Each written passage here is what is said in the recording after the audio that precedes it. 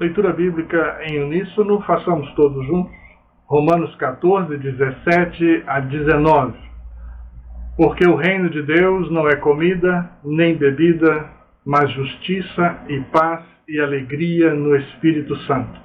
Aquele que deste modo serve a Cristo é agradável a Deus e aprovado pelos homens.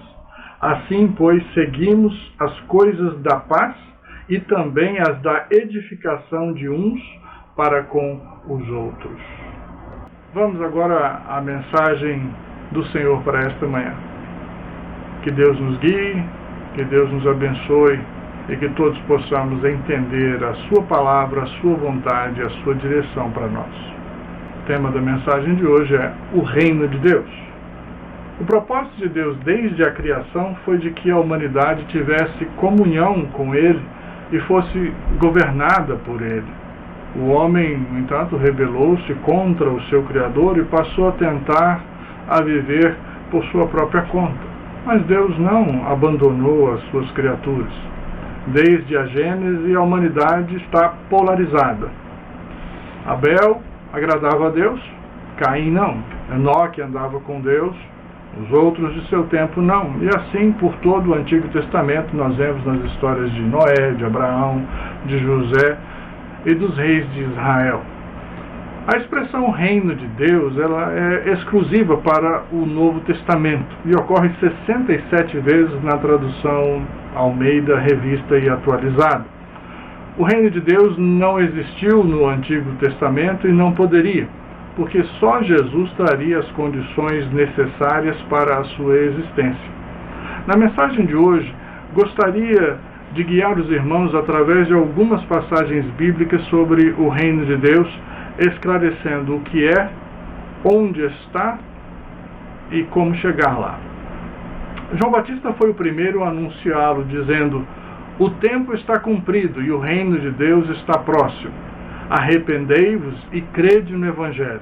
Marcos 1:15. Muita gente hoje rejeita o Evangelho, rejeita o reino de Deus por não entender o que ele é, confundindo o reino de Deus com as instituições chamadas igrejas, que podem ou não ser reino de Deus, como eu espero, todos saberão diferenciar daqui a pouco. Oremos. Pai de amor, abençoa a tua palavra e esta mensagem. Fala, Senhor, a cada um, especialmente aquele que ainda não conhece e não experimentou o reino de Deus, que hoje possa se aproximar mais de Ti. Guia-nos em nome de Jesus. Amém. Em Mateus 3:2, João Batista dizia: arrependam-se, o reino de Deus está próximo. E próximo estava. Não havia chegado ainda, estava em implementação. Em Marcos 1:14, depois que João foi preso, diz a Bíblia, Jesus foi para a Galileia proclamando as boas novas de Deus. O tempo é chegado, dizia ele. O reino de Deus está próximo. Arrependam-se e creiam nas boas novas. Note bem, Jesus já estava aqui, mas o reino de Deus ainda não. Era necessário que as pessoas entendessem primeiramente o que era o reino de Deus para que este pudesse ser estabelecido. Jesus passa assim 3 anos ensinando o que era reino de Deus. Em Marcos 4:11 nós lemos: a vós outros vos é dado conhecer o mistério de Deus. Mistério do reino de Deus. Mistério no Novo Testamento quer dizer algo que ninguém sabe, mas que foi revelado a alguns. Só aos discípulos de Jesus foi dado o conhecimento do reino de Deus. Aos outros, os de fora, disse Jesus, tudo se ensina por meio de parábolas. Só os que se aproximem de Jesus, só os que o busquem, poderão entender o significado das parábolas. Hoje, amplamente explicado, seja na própria Bíblia, seja em comentários externos. Jesus dizia: a que assemelharemos o reino de Deus? Ou com que parábola o apresentaremos? E contou várias, para ilustrar o reino que estava próximo. Em Mateus 13, por exemplo, nós encontramos a parábola do semeador, do joio e do trigo, do grão de mostarda, do fermento dos fariseus, do tesouro escondido, da pérola de grande valor e a parábola da rede, todas elas explicando o que era e os riscos que o reino de Deus correria quando chegasse. Não havia chegado ainda. Todo o tempo de seu ministério, Jesus estava dando dicas sobre o que era o reino de Deus. Na oração chamada de Pai Nosso, Jesus nos ensina a orar dizendo: venha o teu reino, seja feita a tua vontade, assim na terra como no céu. Desde então, os cristãos pelo mundo todo oram pedindo a vinda do reino, como se não tivesse vindo ainda. Mas no momento em que Jesus nos ensinou a orar, o reino ainda não havia vindo, mas em poucos anos o veriam vir. Mateus 9:1 é a promessa de Jesus de que dos que ali se encontravam, algumas pessoas não morreriam até verem ter chegado o reino de Deus com poder. E viram. Em Lucas 17:20 encontramos a explicação que procuramos. Interrogado pelos fariseus sobre quando viria o reino de Deus, Jesus lhes respondeu: não vem o reino de Deus com visível aparência, nem dirão ei-lo aqui ou lá está, porque o reino de Deus está dentro de vós. Jesus está dizendo que o reino não está em algum lugar de Israel, nem em outro lugar do mundo, pois ele sabia que um lugar no planeta Terra que fosse estabelecido como o reino de Deus não seria solução para a humanidade. Tentariam conquistá-lo ou destruí-lo. Quando não, a esmagadora maioria dos habitantes das outras nações nunca teriam condições sequer de visitar esse lugar, haja vista a distância, custo da passagem, hospedagem, obtenção de vistos e tudo mais. Deus não age como nós pensamos. Deus, por isso, não quer que nós procuremos nunca o reino aqui ou ali. Ele não tem aparência visível, isto é, não é Israel, não é o Brasil, nem Estados Unidos, mas está em todo o planeta, em todas essas nações e outras ao redor do mundo. O reino está dentro de vocês. Mistério revelado. Agora podemos entender. Outras expressões passam a fazer sentido quando vemos que o reino de Deus está dentro de nós, ou pode estar. O reino de Deus está assim, perto, porque está dentro de cada um. Por isso oramos: venha o teu reino, isto é, reino é governo, não um lugar. O reino de Deus é Deus governando nossa vida, pensamentos e ações. Jeremias profetizou esse tempo. Jeremias 31:33 diz: esta é a aliança, o pacto, que farei com a comunidade de Israel depois daqueles dias, declara o Senhor. Porei a minha lei no íntimo deles e a escreverei nos seus corações. Serei o Deus deles e eles serão o meu povo. E no final do versículo 34, porque eu lhes perdoarei a maldade e não me lembrarei mais dos seus pecados.